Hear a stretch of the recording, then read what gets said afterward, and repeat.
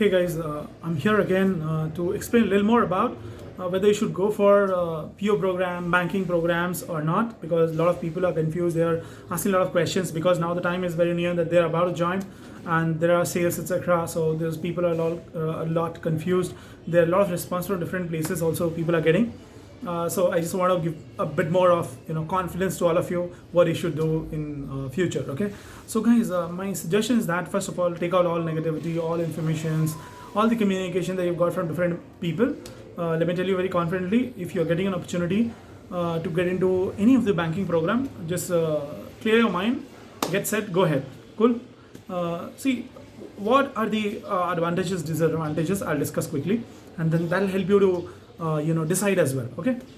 See, for example, you plan to go for a government organization, all right, or maybe say IBPS, etc. kind of programs. All right. Say like right now there is no openings, right, because the exams etc. are going on. Say for example, in future it will come out and then you will apply and you will get as well. So say for example, let's take 2 years to clear a government organization job. For example, you will start preparing, you will give exam, then the processing, and then you will clear, then you will join. For example, it takes 2 years from now. Now after 2 years you will start working, start settling down, and at least like 2 to 3 years further to get into wherever you get placed there, settle, and get a bit of hike so that your salary is also a little respectable, or maybe a little fair, so that you can live your life in a cool, calm way. So if you go ahead for say government sector, maybe you'll take 4 years, 3 to 4 years to get adjusted, settled, and then have a steady career for government sector. Okay. Now say for example, in the private sector. Okay. What will happen is right now you have an opportunity, and in case you don't have anything else, for example, and if you go ahead, for example, what will happen? Within 1 year you have a master. That's first benefit, that you have education which is higher than graduation. Okay. Second is you have a job of a deputy manager, and you also have a guaranteed salary of around 4 lakh rupees. Cool. So you get started with your career. I'll tell you, say in 3 years, if you work pretty hard, okay, you will get promoted. And I'm talking about 3 years for average candidate. Shortest is like within 2 years you can get promoted to next level. I'm saying, say for example, in 3 years you get promoted, you become DM2, which is deputy manager 2.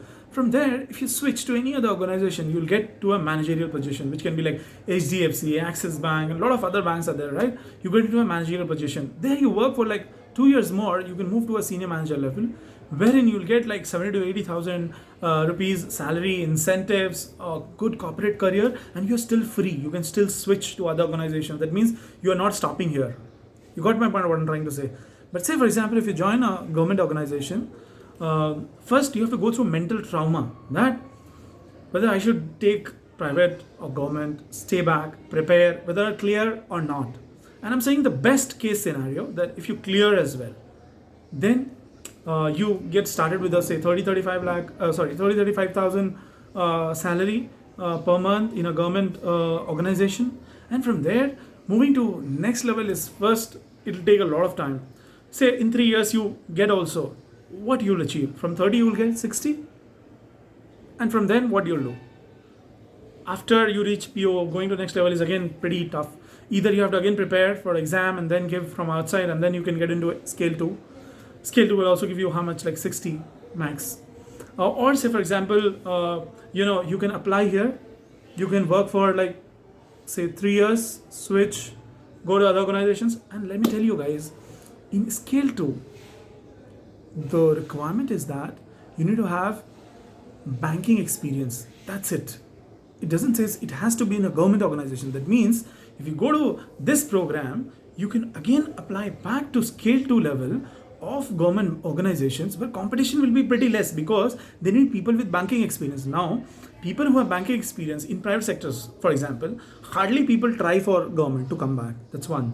Second, who are already working will not. Only people who are say working in say Bank of Baroda will try for SBI. So interbank within government sector only people will be trying. That's one is your competition. Second, all the private sector is your competition, but hardly people will try. So here the competition becomes very, very less.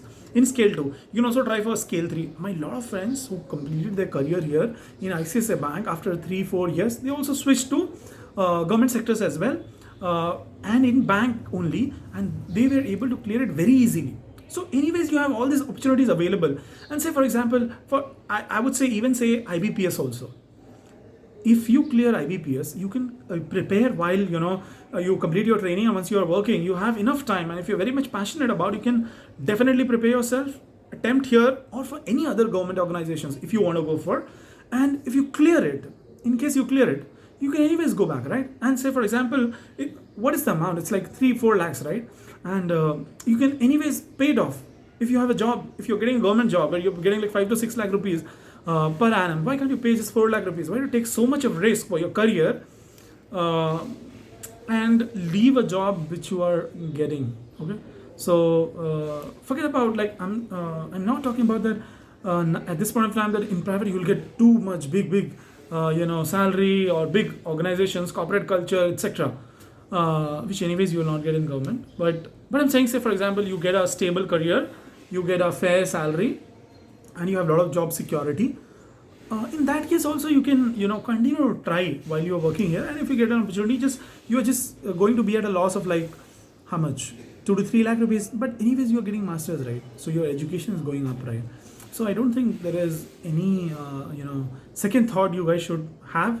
Even if you listen from different people, just ask yourself, are you hardworking enough? Are you dedicated enough? And given an opportunity, do you want to prove yourself? If answer to all this question is yes, then don't give it a second thought. Just go ahead, guys. I'm sure it's not a dream job kind of a thing, but it's a very good platform to start off your career and to build a very successful career ahead. So don't be in two minds, I would say. If you're getting an opportunity in any of the banking program, it's always advisable to go ahead and try it. At the same time, if any other interest also you have, like government sector, you should continue to pursue that. And if you're getting able to clear it, so you can definitely switch it back. It's just like 2-3 lakh rupees you have to pay extra, and which you will be able to manage with your finances anyways, because you will be getting a fair salary in government as well. So no the confusion, guys. Just go ahead. All the best.